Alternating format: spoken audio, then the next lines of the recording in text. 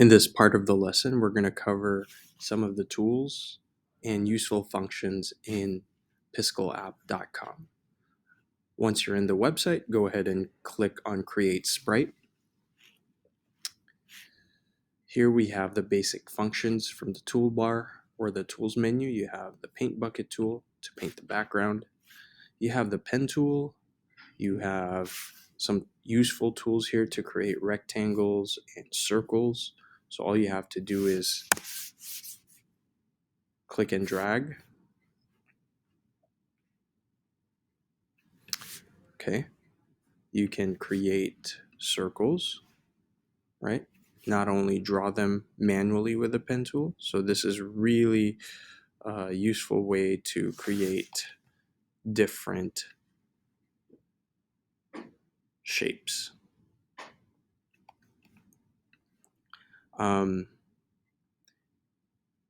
If you need to move something, say for example you accidentally created a shape that you don't want, and you want to move it instead of deleting it, there's the rectangle selection tool, or where you can select a tool, a pixel or an area, and you hold down the shift key and you can go ahead and move it somewhere and press enter.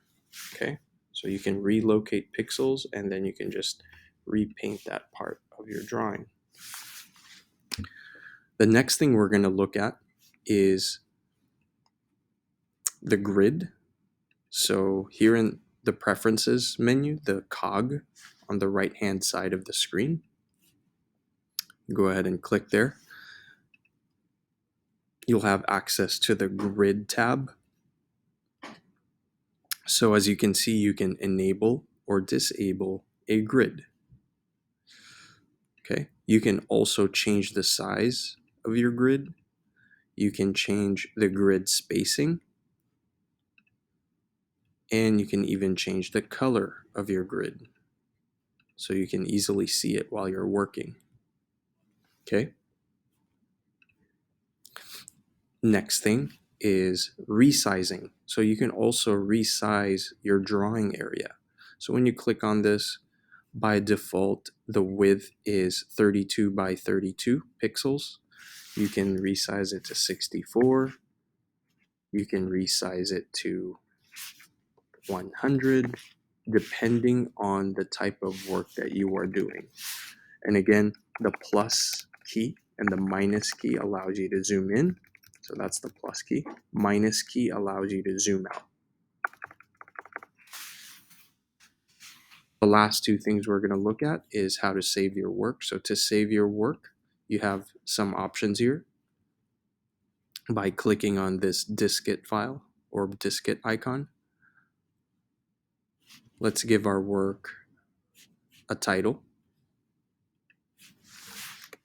Oop, we go there, diskette or save.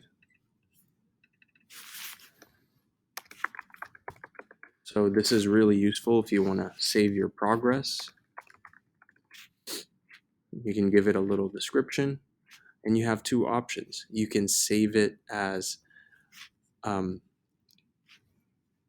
offline file. You can download it to your computer as a little file .piskel, or you can also save it in your browser. So when you reopen Chrome, you can browse your work. So let me go ahead and show you both. Save as Piskel, so it's downloaded on my browser. And then the next one is save in browser, right there. So that allows me to open this up. Whenever I reopen Chrome, I can just come here and load from browser. I can browse my progress. So I have a few examples to show you. I have that. And I also have this. Last but not least, you can also open your downloaded Piskel files from your computer.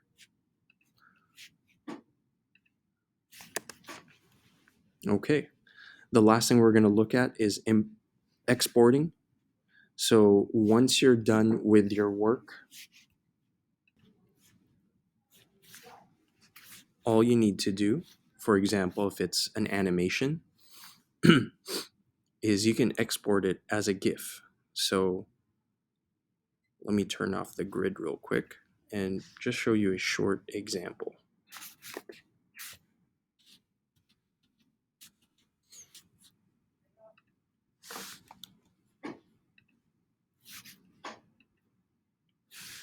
Okay, so this is a preview of my animation.